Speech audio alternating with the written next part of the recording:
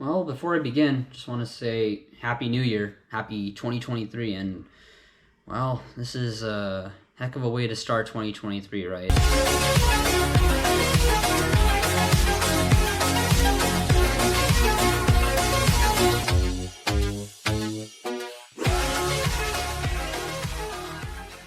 Well, before I begin the video, I do want to say I'm back in California, and next video is going to be on S2000, but let's get back to the main topic of the video.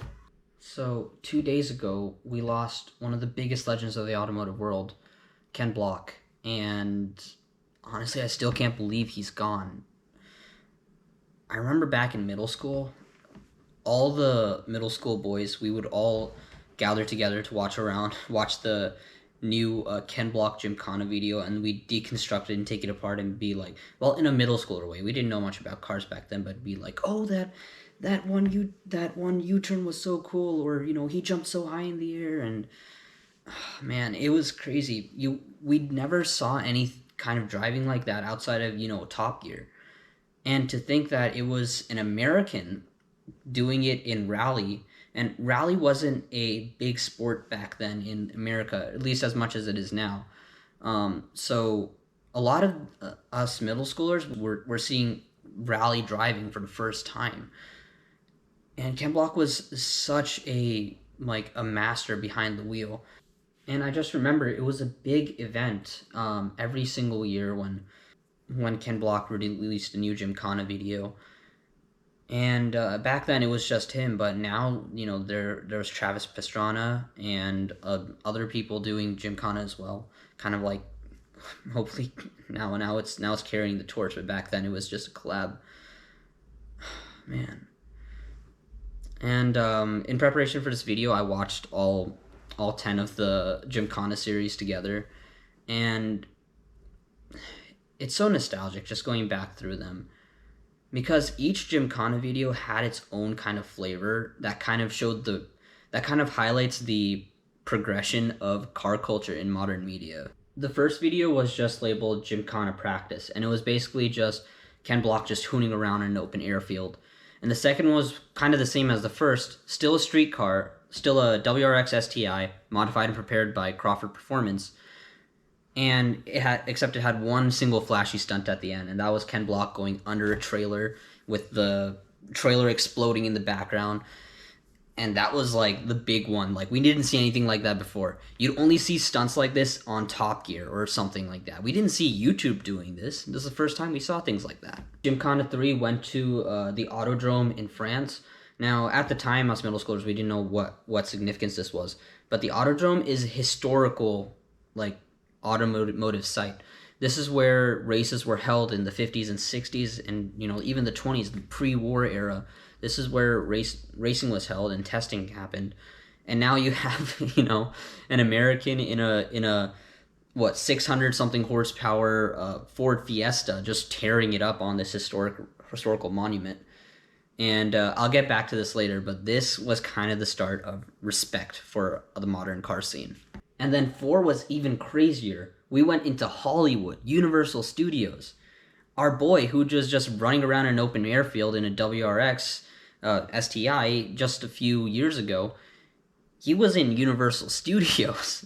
They had all the cinematography going on. They had the fire in the background. They had the Jaws shark come up. It was insane. And this is the point where it started to get serious. It started to feel like the kind of driving that us car enthusiasts like, hooning around and rally racing and just modern car culture. Ken Block represented us as car enthusiasts, and the fact that he was going to Universal Studios and doing these crazy things, it felt like us car enthusiasts were finally getting respect. And 5 was even crazier. It basically shut down part of LA to do this. And then in 6, Need for Speed was the sponsor, and honestly 6 was probably my least favorite, but I still loved every minute of it. And then 7, oh boy, that was the big one. In 7, we were introduced to the Hoonicorn. The Hoonicorn is a beastly 845 horsepower, all-wheel drive, custom-built shell of a car that looks somewhat like a 1965 Mustang. And even crazier than the car, they shut down LA. They got the rights to shut down LA. If you guys have ever studied film or anything, shutting down part of a city is extremely expensive. And just to think that, our boy, one of us, our car enthusiast, was up there doing that in LA, absolutely insane. And 8 went to Dubai.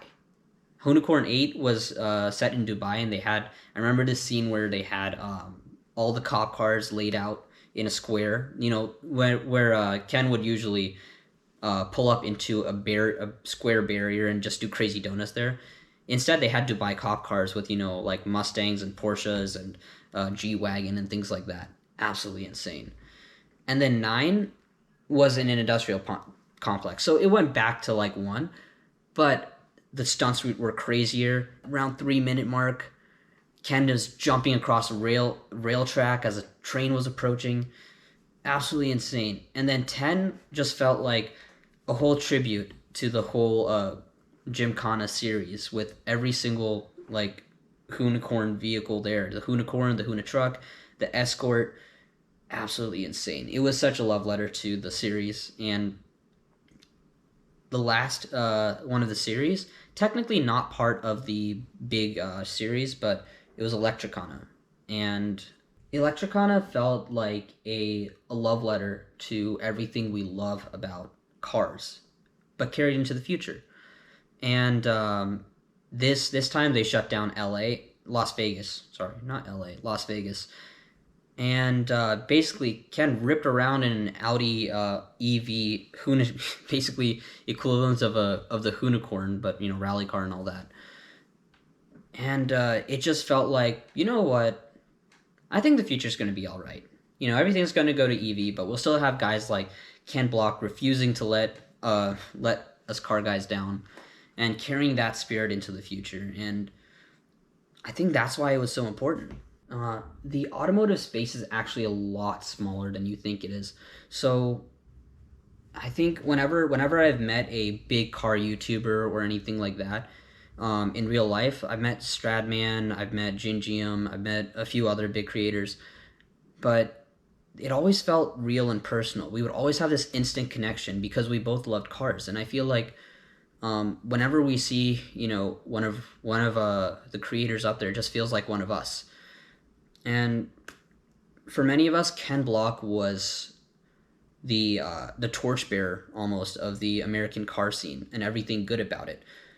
The Hoonigan guys on YouTube, they represented the modern car scene so well, and they did everything right in how they promoted car culture. They did insane builds. I remember the last build they did was the Indy truck, and to think all this started because of Ken Block. And every single car YouTuber I've seen has probably met Ken Block at one point. That's just how prevalent he was to the industry. And all I gotta say is thank you, Ken. Thank you for the memories, and thank you for inspiring all of us. We won't forget you. And to the Block family, I can't even imagine what you're going through right now.